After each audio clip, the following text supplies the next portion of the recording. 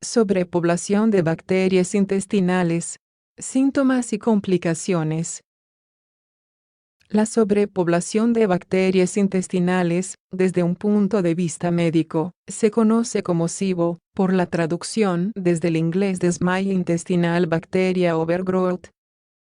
Se estima que hasta el 35% de la población general puede sufrir esta condición, aumentando hasta un 90% en personas con patologías gástricas previas. En la atención primaria es común la visita de pacientes por signos gastrointestinales. Por ello, conocer las particularidades de cada patología digestiva es esencial. Si quieres conocerlo todo sobre la sobrepoblación de bacterias intestinales, sigue leyendo. Síntomas comunes en la sobrepoblación de bacterias intestinales. Como su propio nombre indica, este trastorno implica un crecimiento excesivo de microorganismos simbiontes y comensales presentes en el colon. Esto ocasiona problemas en la digestión y absorción intestinal, lo que se traduce en síntomas como los siguientes: pérdida de apetito, dolor abdominal por un exceso de gases, náuseas, hinchazón, sensación de saciedad incómoda tras la comida, diarrea o estreñimiento, fatiga y debilidad. Tal y como indica la Clínica Mayo, la diarrea, los gases y el dolor abdominal son síntomas de muchas patologías diferentes, por lo que, si duran pocos días, no hay que preocuparse. Por otro lado, si se presenta sangre o pus en las heces, el malestar no desaparece en una semana o la condición se cronifica, hay que acudir con rapidez al médico. Causas y consecuencias del SIBO. Tal y como indican estudios científicos, la sobrepoblación de bacterias intestinales puede verse propiciada por diversas patologías. En general, el síndrome aparece cuando una cirugía o enfermedad previa dificulta y ralentiza el paso de las heces por el tubo digestivo, permitiendo que las bacterias se multipliquen sin control.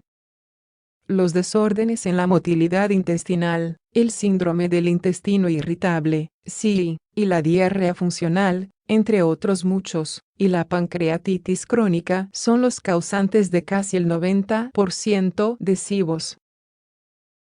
Ante el sobrecrecimiento bacteriano, se observan las siguientes consecuencias. Mala absorción de grasas. Al dañarse la mucosa intestinal, se reduce la capacidad del intestino para absorber las grasas presentes en los alimentos. Mala digestión de los hidratos de carbono. Las bacterias degradan estos nutrientes en exceso, haciendo que exista una deficiencia de ellos. Mala absorción de proteínas. El daño en el epitelio intestinal dificulta la degradación de las proteínas en aminoácidos.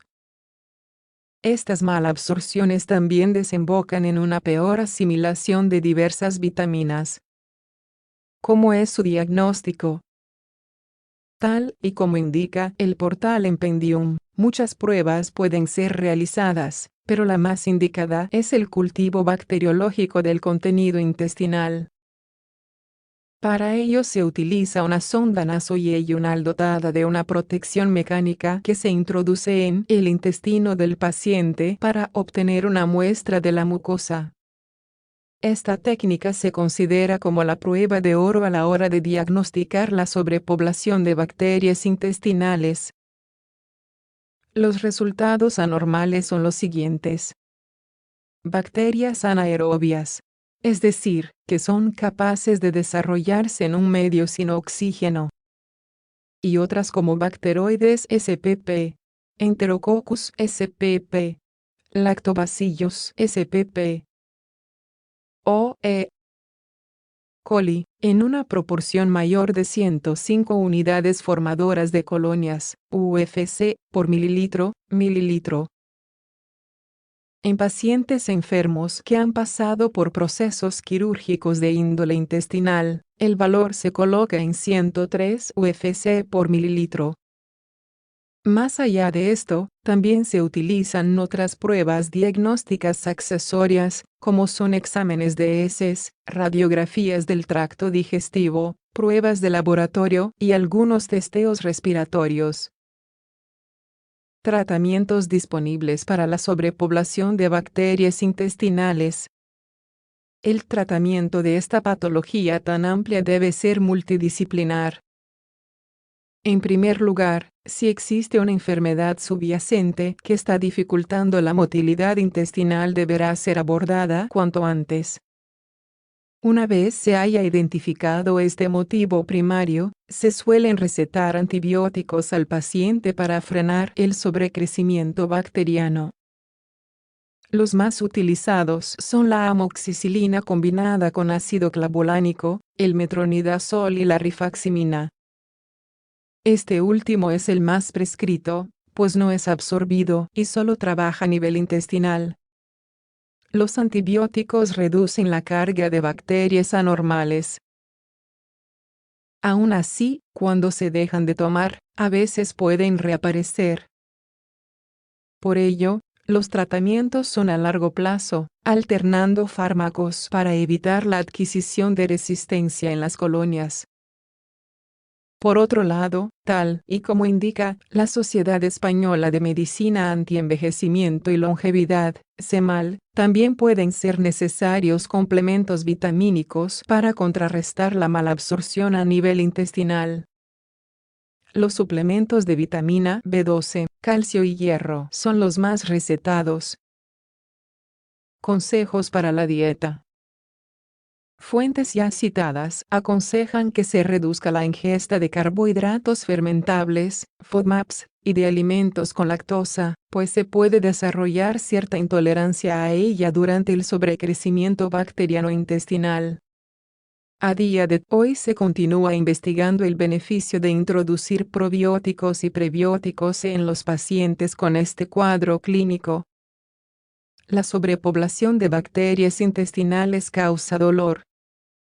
Como habrás podido comprobar, son muchos los problemas que pueden desembocar en una sobrepoblación de bacterias intestinales.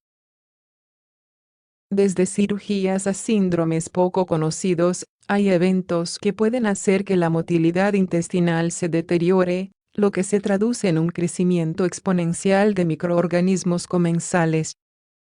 Si tienes algún dolor abdominal esporádico, no te preocupes, pues es habitual.